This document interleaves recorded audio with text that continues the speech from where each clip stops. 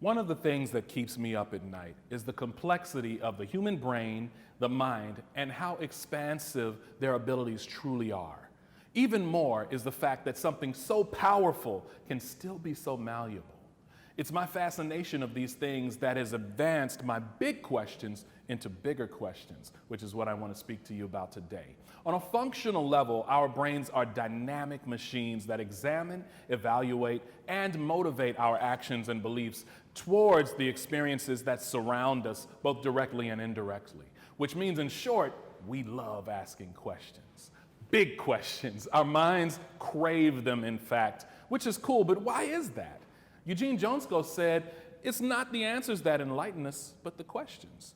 Take Sir Isaac Newton, for example. We all know this story. He was sitting under a tree one day when an apple hit him on his head. And the regular question one would ask is, "What hit me?" Which is cool, you'd be fair to ask that question, but there's more to it than that. A big question that he could have asked as well is, what made the apple separate from the tree? You would have been right to ask that. But the bigger question Sir Isaac Newton asked, the more insightful question that advanced us forward, was what made the apple fall downward?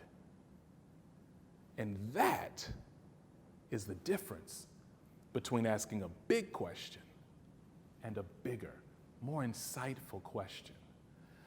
You see, there's a difference between asking big questions versus bigger, more insightful questions. In fact, our advancement in life necessitates deeper thoughts and bigger questions. With so many exciting things happening in life, it begs the question as to why someone would not want to ask these questions. But to cite one of my favorite Einstein quotes, thinking is hard. That's why so many people choose not to do it. You know, bigger questions must divert us from a place of subjectivity in order to take us down a path of understanding that's consistent and gives us a probability of what is thus considered true and real. The thought I want to present to you comes from one of the biggest questions of all. All of us has heard this question before, so try not to laugh at me when I present it to you as it's something new. Which came first, the chicken or the egg? I got you, right? I'm just joking, of course. My question, however, is not far from that. Which comes first, behavior or belief?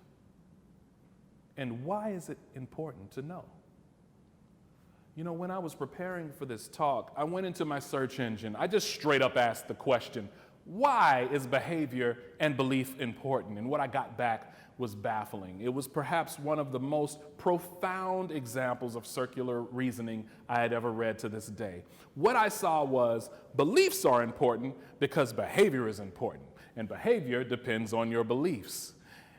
It went further to say that everything you can do can be traced back to your beliefs, from everything from brushing your teeth to your career.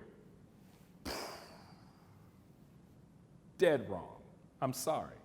It's wrong. Listen, no one is born with the burning desire to brush their teeth and maintain their oral health regimen. If so, there'd be no need for dentists. People brush their teeth because their social environment encouraged it.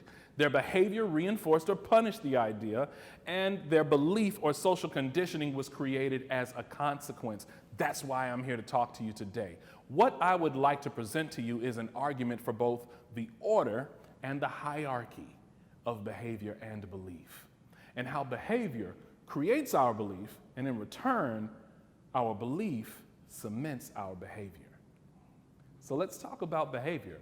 Now, to be clear, I'm not talking about questions that fall into this deep chasm of subjectivity, those questions that usually exist due to a person's learning history, something that they've been exposed to historically. For example, someone that's grown up in a deeply religious background, it would make sense for them to ask, is there a God? Is there a heaven or a hell? Someone who is not, however, it wouldn't make so much sense. During my time in studying and working in the field of applied behavior analysis, I've learned ideas like determinism, reinforcement, and punishment, and how they give credence to the way we understand how behavior is both created and maintained. Determinism, for example, is a principle that says everything in this world is lawful and orderly, that there is a structure to every environment that both instigates and maintains specific consequences. One example to consider may be where someone grows up in poverty, where their environment is riddled with crime, fear-driven separatism, a lack of financial, educational, and other socioeconomic resources, and more. A scenario like that makes it easy to apply the principle of determinism and estimate the probability of that person's future, especially when it's reinforced heavily and constantly through systemic methods that punish efforts to evade that environment. To be frank, friends, when it comes to our behavior, our environment matters. And that's because it's the environmental factors that cement our past, create our present, and predict our future behavioral consequences in life. Now, I mentioned earlier that there is an order, that order first being behavior and belief second. I'd like to continue, however, in expounding on that, as I'd be doing a disservice to leave it so simplified. So if you would, I'd like to break this down just a little more. The next step is evidence. Humans' interaction with this world is based off evidence in one form or another. Behavior provides physical or at least some form of visible evidence in where we place our present and our future expectations. It may also offer clarity into some past experiences. An example of this would be how we watch the effects of past trauma being transferred from one generation to the next. Think about an alcoholic father who passes on the behavior that leads to alcoholism to his son. That son falls into the same habits, which is highly probable. His behavior will soon be cemented and fashioned to pass over to his son, and then his son, and the cycle continues until it doesn't. We'll talk more about that in a moment. The point is that the scientific world is both strengthened and maintained through the burden of proof, which is attained through evidence-based practices. In short, science rests on the consequential result of our social and our cultural environments, the factors that they have in order to establish what we believe. But it's not just true in science, friends. This is what people do every day, both knowingly and unknowingly. Now, before I move forward anymore, I think it's appropriate to define what I mean when I say evidence. Oxford's dictionary defines evidence as the available body of facts or information indicating whether a belief or a proposition is true or valid. This proves that by definition, belief cannot be established without some form of evidence because it's the facts that tell the truth.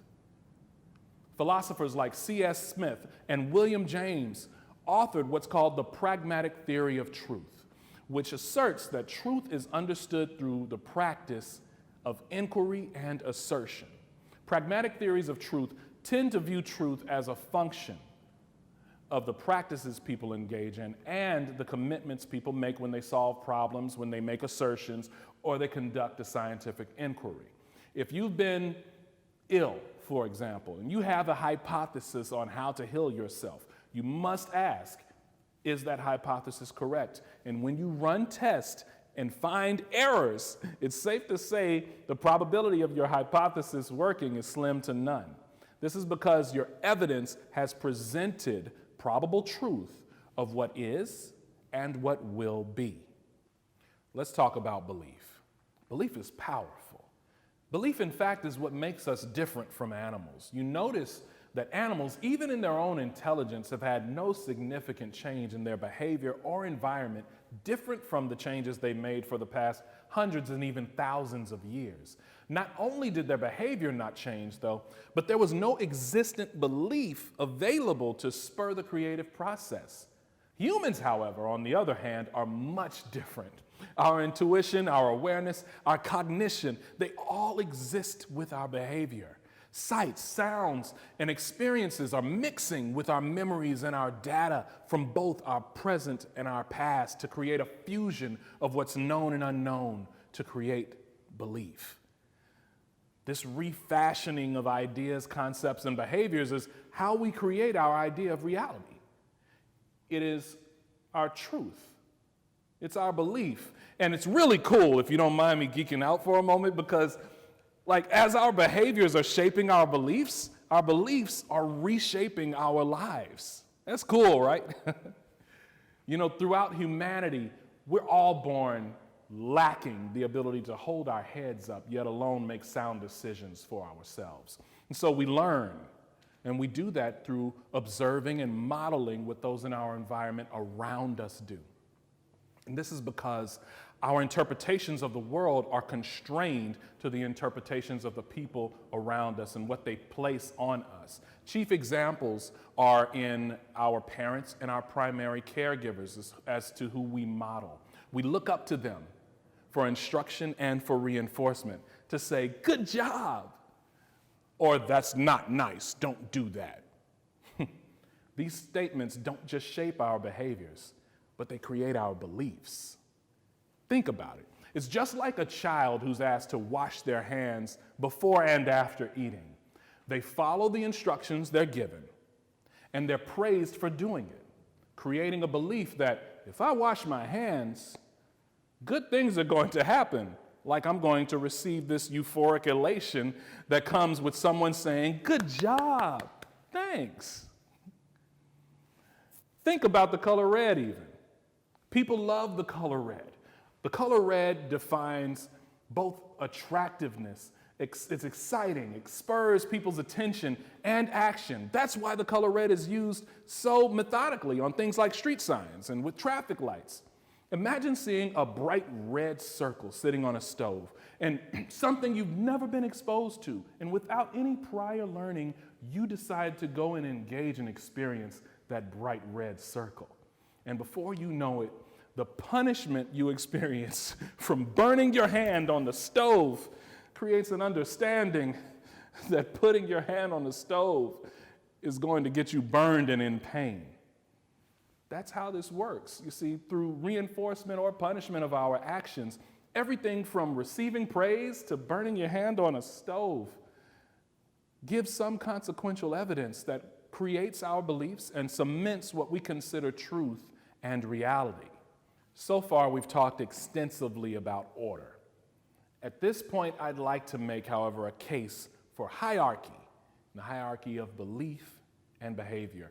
Now, we've established this far that behavior is the beginning of everything for us, and our behavior is influenced by our natural environment. Once our behavior starts, we react to the evidence that our environment and our behavior has presented, and our belief is established as a consequence. Here's the catch. Once your belief is established, it guides your behavior for the most from that point forward. In short, the order gets superseded. And perhaps a good way to consider this is to think of parents, a mother and a father who have a son. There's an order. And later on, after raising that son, he becomes king over their land, now having rule over his parents' hierarchy. That's how this works. There are many scientific rebuttals about this mentalistic concept of belief.